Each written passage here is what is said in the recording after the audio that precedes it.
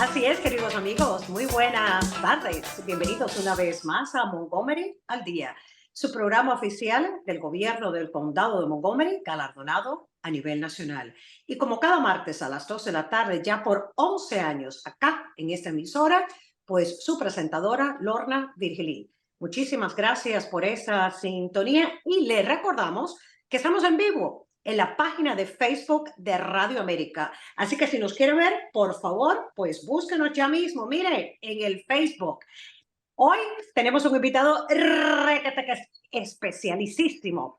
Estamos hablando de nuestro ejecutivo del condado de Montgomery, Marc Elrich, que va a estar aquí compartiendo con nosotros algunos pormenores sobre su presupuesto operativo del condado para el año fiscal 2024. Bienvenido, buenas tardes, señor ejecutivo, ¿cómo está?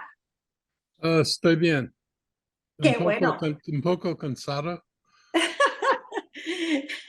Yo creo que ya para esta temporada estamos todos cansados, así que, pero bueno, ojalá que se sienta mejor, and I hope you feel better. And we also hope that you have a good time on the radio show today as well. So let's get started. This is the $6.8 billion operating budget for fiscal year 24, which is an increase of 7.7% compared to FY23. It reflects the record levels of funding and investments for Montgomery County Public Schools, Montgomery College, affordable housing, economic development, public safety, and efforts to combat climate change. Before we try to dive into those categories, can you give us a word to describe this budget? And it's not, I'm tired. I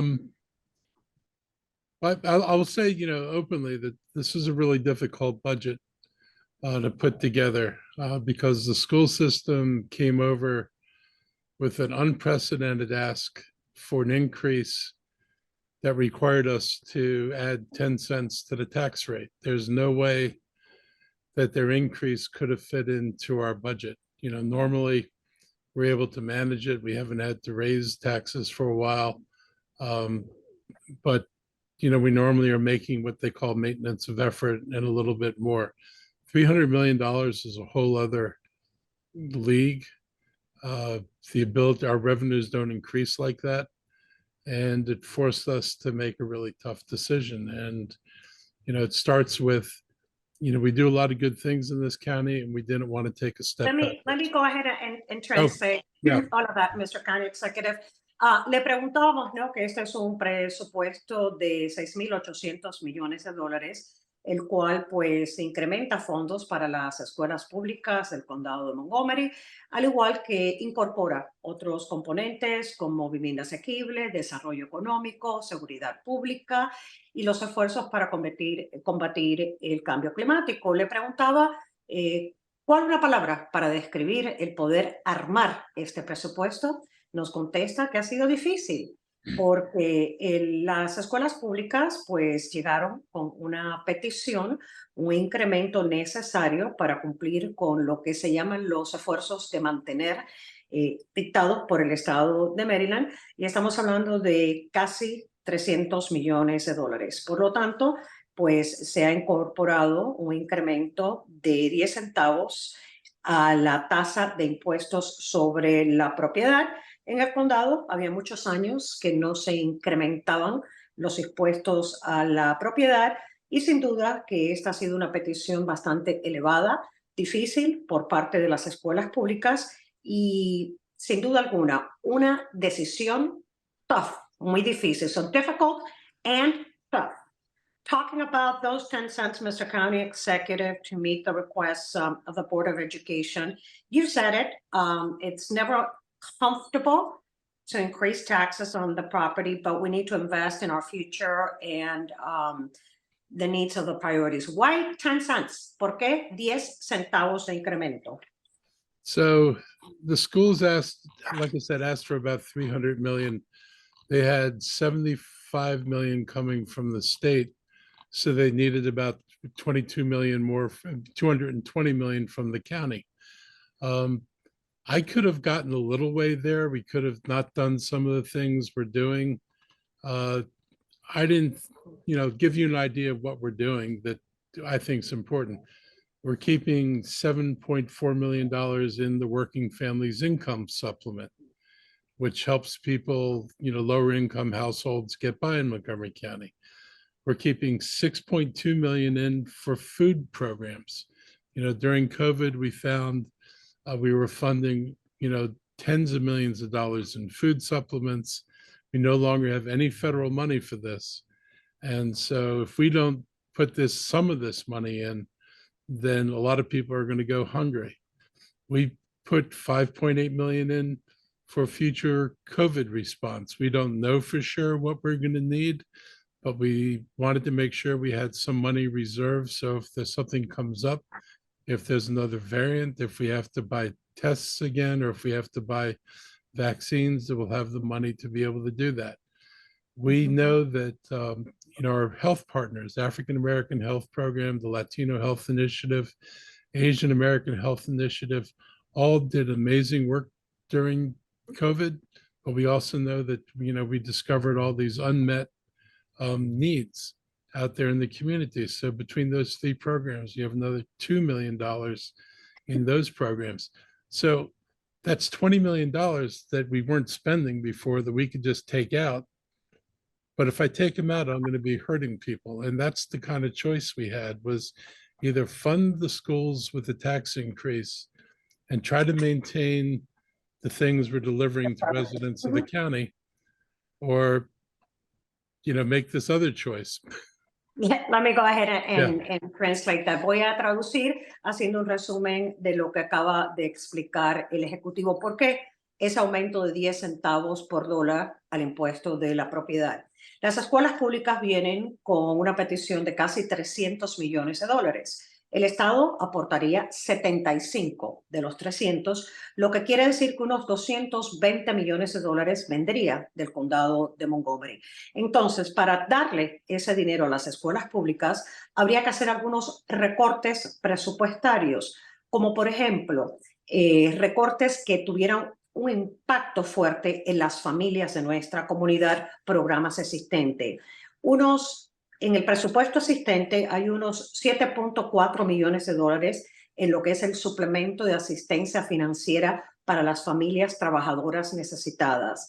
6.2 millones de dólares en asistencia para los suplementos de los programas alimentarios, porque ya se agotaron los fondos federales. 5.8 millones de dólares que se van a invertir por si en el futuro hace falta, viene otra cepa del COVID-19 y hace falta invertir quizás en pruebas y también en vacunas del COVID-19. Y fondos de unos 2 millones de dólares para las iniciativas de salud, la afroamericana, la asiática y también la latina, las cuales han estado aportando a las necesidades específicas de esas comunidades y que se ha detectado que habían necesidades en adición cuando le dimos frente a la pandemia del COVID. Estos son unos 20 millones de dólares aproximadamente y entonces hay que escoger si se sacan los servicios o si se aumentan los impuestos para aportarle a las escuelas públicas. That was a long explanation. You understood it. Did I translate all that? Okay, so I gave you the explanation partly of what we would lose. I didn't mention this budget has like almost $40 million in there for rent support for families who can't afford rents. Say that. Eso fue una explicación más o menos parcial, porque este presupuesto de él como parte de los servicios también incluye unos 40 millones de dólares aproximadamente para asistencia con el alquiler a las familias que los necesitan. Something else you were going to say? So the big piece of this, though, is the schools, and I want to tell people what they're paying for. Of the $300 million, almost 3/4 of it goes to salaries. And, people wonder, like, why do you have to spend that much more on salaries? So, Montgomery County had a reputation as the best school system. We know we used to have that reputation. We're not that anymore. Let me translate that. La parte más grande de este presupuesto son esos casi 300 millones de dólares de las escuelas públicas. 3/4 partes de esos fondos van a ser dirigidos a salarios para maestros. ¿Por qué salarios? Porque las escuelas públicas del condado de Montgomery tenían la reputación de ser la mejor, las mejores de la zona, pero ya no más. ¿Por qué? Why? Yep. So we're now spending 80% of what we spent on kids 12 years ago. We've reduced per pupil spending by 20%. So we're getting, you don't get the same result when you spend less money, but that's what we've done. Esto es algo que ha ocurrido a través de los años. Ahorita, en este momento, la inversión por estudiante está en el 80% de lo que era antes. O sea, que se ha reducido un 20% lo que es la inversión en dólares en cada alumno que asiste al sistema de las escuelas públicas del condado de Montgomery. So, and teacher salaries, which used to be among the best in the region, are no longer the best. Montgomery County salaries, I'll give you an idea how low they are. A starting teacher wouldn't qualify for a house in the moderately priced dwelling unit program. So we've got this program to assist lower income people getting houses. They wouldn't even qualify for the program if they're a starting teacher. That's a problem. Los salarios de los maestros en las escuelas públicas en el condado de Montgomery eran uno de los mejores, ya no lo son. Para darles un ejemplo, pues hay un programa de vivienda asequible en el condado de Montgomery, al cual los maestros con salarios principiantes ni siquiera calificarían para ese programa.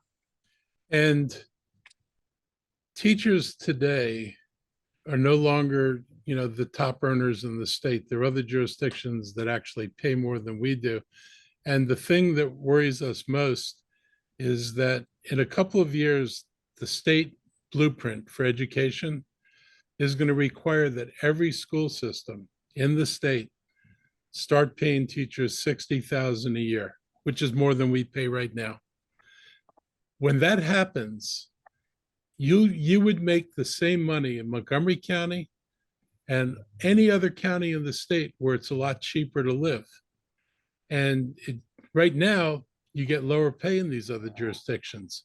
When you make as much as you do here, and you can live in a jurisdiction that costs less to live in, you're going to have a hard time attracting people. Este es el problema que pudiera ocurrir en el futuro, ¿verdad? Pues el estado de Maryland está diseñando lo que es su plan salarial para maestros a través de todo el estado, que esos salarios comenzarían en unos $60,000. ¿Qué quiere decir esto? ¿En qué se traduciría esto? Que el día de mañana otras jurisdicciones donde es más barato el costo de la vida, más asequible el costo de la vida, pagarían los mismos salarios que en el condado de Montgomery. Lo que quiere decir que como el condado de Montgomery va a atraer maestros, si pueden ganar lo mismo en otra jurisdicción y pagar menos por el costo de la vida en otra jurisdicción. Did I explain it more or less? Yep. So I'm very concerned about the county not being able to compete for education talent. And I'm concerned about the continued underinvestment in our schools. And to people who, are concerned about the tax increase, I'll just say that, the number one thing that underpins the value of our homes in the county is our educational system. And people come here because of the perception that we are one of the best education systems. If that perception slips, property values slip. And they'll slip a lot more than what the tax increase is going to cost anybody. Exactamente. La preocupación es el que más adelante vamos a tener que competir arduamente por aquel talento de educación y la inversión ahorita es importante. Para las personas que le preocupa el incremento de los 10 centavos por dólar en los impuestos de la propiedad, eso va correlacionado con la reputación y percepción que tenía el condado de Montgomery de ser uno de los mejores en el sistema educacional. Si se devalúa la educación, pues también se devalúa la propiedad. So it's a real conundrum, but I felt like, we have to protect the school system. We need to bring it back to where we all want it to be, and that's going to require continued investment. And I did not want to reduce the kind of services that residents expect. We focus on the tax rate. We don't talk enough about what people get for the taxes and what it means to be able to live in a county that's able to do the things we do. All of what we do provides value to residents, and not being able to do that is going to have consequences for residents. So we're very conscious of that. I was very conscious of that in putting this budget together. A la hora de pues armar este presupuesto estaba muy consciente de que tenemos que proteger la inversión para las escuelas públicas sin tener que reducir los servicios que ofrecemos y que ya está la expectativa que ofrece el condado de Montgomery. Porque esto es la protección para muchas de las personas que viven en nuestro condado de Montgomery. That was a lot of content right there. Yeah. But at the end of the day, is we need to support Montgomery County Public Schools and continue to offer those services that you have incorporated in your budget. Let's transition a little bit into some of the other components of the budget, for instance, transportation and transit, right? Yep. When it comes to Vision Zero coming up, there is an investment of over $60 million for Vision Zero in a county, because you did mention right now the fact that there are services that most people are expected to receive, but they're not conscious. They're not talking about the fact that that those services are within this budget as well. I mean, if we're going to make people safer, we're going to have to continue to make improvements that we were never planning to do. We built the road system and we had whatever sidewalks we have, and that was the way we were going to go forward. If we're going to change that, and if we're going to try to make the county safer for pedestrians and bicyclists, and frankly for cars as well, we need to make investments. And that's, part of what we're doing, is trying to make the road infrastructure safer than it is today for everybody. Parte, ¿no?, de lo que conversábamos es de que sí, que se habla mucho ahora del tema de los 10 centavos en el aumento a los impuestos de la propiedad, sin tomar en consideración aquellos servicios existentes dentro del presupuesto operativo también, como por ejemplo en el tema de transporte y tránsito, se está haciendo una inversión de más de $60 millones para lo que es Visión Cero, seguridad peatonal y ciclista. Pues simplemente hay que hacer mejoras, arreglos en el sistema de vías para continuar protegiendo la vida de ciclistas y peatones. Inversiones que no se esperaban que se tenían que hacer, pero que son partes ahora de la necesidad para la seguridad vial dentro de nuestra comunidad. Let's talk a little bit about affordable housing, which is one of those topics near and dear to your heart, and also in the Hispanic community as well. $124 million to expand and preserve affordable housing in the county, correct? Right. How do you foresee that? So this is money to help us buy apartment complexes that go up for sale so we can preserve the affordability and displaced residents. The county just helped purchase with Enterprise a $62 million complex off of Georgia Avenue in the Aspen Hill area that, if it had been sold, would have resulted in the displacement of hundreds of families who could not have afforded the new rents. We chose to act and to procure that property. We're busy and aggressively trying to buy additional properties in the area. We're trying to make sure that we don't displace people. That's a real risk. And we've seen a lot of we know families are doubling up. We know families are spending, but we know for a fact that, there's of families earning less than $50,000 a year, over half of them are spending half their income on housing costs, which is way too much money. So we're trying to preserve affordability, and we've got $35 million in this budget for rental assistance. We never used to put this much money in, but in order to make sure that families can afford the rent, we're trying to supplement their rent so they can stay in their apartments. ¿Qué pasa con el tema de la vivienda asequible? Pues en ese presupuesto, el mismo que estamos conversando operativo, unos 124 millones para lo que es preservar y producir vivienda asequible. Recientemente, el gobierno, el condado de Montgomery, pues compró un complejo de apartamentos, una inversión de $62 millones por la avenida Georgia, en la zona de Aspen Hill, y precisamente para poder mantener a las familias que vivían arrendando dentro de esa prioridad. La prioridad en términos de vivienda asequible tiene que ver con el hecho de que las personas que alquilan no sean desplazadas, y para asistir ahorita un fondo de $35 millones que antes no lo había, para poder suplementar y asistir a aquellas familias con el tema del alquiler, familias que digamos que ganan unos $50,000 y que 50% de eso va al alquiler, a pagar por la renta. Lo que quiere decir que este presupuesto también incorpora ese tipo de asistencia específica que antes pues no estaban incluidas en el presupuesto operativo del condado de Montgomery. Así que se mantiene esa asistencia del COVID-19, se mantiene en el presupuesto. Public safety, $20,000 signing bonus. Yeah, I mean, if we're, we know the public safety is an issue, and we know that the county is short 129 police officers now, and that because of retirements that are coming up, we could easily approach 200 officers short. We've been not able to recruit like many other departments around the country. Everybody is finding that many people no longer want to go into policing. And the pay was never good, but the public pressure and the concerns people have made less officers willing to do that.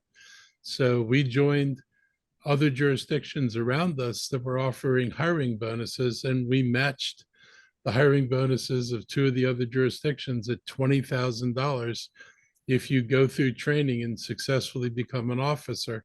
And if you stay with the police force, then you will get the $20,000 bonus. The District of Columbia is doing this, Prince George's is doing this, all the counties around us are doing this. So we could not do that. And then of course, we won't be able to recruit anybody, or we match other people, and it costs money, but it does help us start addressing the lack of police that we have right now. En el tema de seguridad pública, algo nuevo que implementa este presupuesto del Ejecutivo es un bono cuando los oficiales pues ya están listos para ejercer, de $20,000 por cada oficial, porque ahorita la fuerza policíaca del condado de Montgomery está a 129 puestos cortos, hacen falta 129 oficiales. Se estima que con las jubilaciones, retiros venideros, van a haber 200 puestos aproximadamente disponibles, y va a ser, acá ha sido difícil reclutar, como en otras partes de jurisdicciones a través del país, producto de las presiones relacionadas con seguridad pública. Otras jurisdicciones en la zona, como el condado de Prince George's y Washington, D.C., están ofreciendo este tipo de incentivo para que las personas entren en el campo de seguridad pública, y aquellas personas que se adiestren, que terminen siendo oficiales y que trabajen con la policía del condado de Montgomery, van a recibir un bono de $20,000 para que este departamento sea competitivo en el proceso de reclutar como en la zona metropolitana. Así que eso es otra inversión. So those $20,000 hiring bonus will be a big bulk of how much at the end of the day? It depends how many people we hire, but how many if I hire 100 people, then 20,000 is going to become 2 million. Exactamente, $20,000 pues posiblemente se conviertan en $2 millones, producto de eso depende, obvio, de la cantidad de personas que atraviesen el proceso de ser reclutados. Mr. County Executive, I have a question here regarding the Latino community. You've heard about, the opioid and fentanyl overdoses and crisis and so forth, and there's been a lot of discussion on that particular topic lately. This budget, will this increase any investments and recommendations to address these concerns, like treatment and things like that? I mean, there's good news and there's less good news. We were hoping for more support from the state and it's not clear that we'll be getting, enough money to do as many of the things that we want to do. We know at some point money could come to us from the legalization of marijuana, where that money, some of the money coming to local jurisdictions could be targeted on mental health supports. Meantime, we're trying to figure out what else we can do in conjunction with the state in terms of addressing mental health. This is normally largely a state function and not always has been a county function, but in the absence of more state action in the past, the county has stepped up to do a lot. We're going to continue to work with people. The biggest work we can do is with parents of children to make them aware of what to look for so that they can be alert to what their children may or may not be doing. And so that if they need help, we can actually identify the kids who need help before they wind up being in a hospital or dying from this. I think parents and everybody have to be very blunt with our kids that fentanyl is deadly. This is not marijuana. This is not like some other drug. It's not like alcohol where, yes, you get alcohol related accidents, but the deaths nowhere approach what's potential out of fentanyl. So people have to take this really seriously. Let me go ahead and translate. Le preguntaba si quizás en el presupuesto habían fondos para pues dar un poco más de frente a esta crisis, combatir los opioides y el consumo de fentanilo en nuestra comunidad. Estamos esperando en el condado de Montgomery más apoyo por parte del estado por el estado de Maryland. Esto ha sido un tema que ha sido responsabilidad del estado, pero vamos a continuar trabajando en la concientización y también pues el tema de la salud mental. Esperamos que con la legalización de la marihuana a lo mejor recibamos fondos que puedan ser canalizados al tema de salud mental, pero lo más importante es despertar conciencia dentro de los padres en términos de lo que significa esta droga fentanilo. No es simplemente llegar al hospital, es peligroso más que el alcohol, que la marihuana, y puede causar la muerte. Así que de suma importancia la participación y que los padres estén involucrados en este tema en particular. Mr. County Executive, we only have 2 minutes to talk about $6.8 billion. I don't know how we're going to pull that off. Just visit montgomerycountymd.gov, right? Nos quedan 2 minutos del programa. You're doing a good job. Gosh, it's a lot. I mean, you should see my notes. It's almost like a Bible, but there's so much we can cover today. Básicamente, son $6.800 millones en un presupuesto operativo del condado de Montgomery.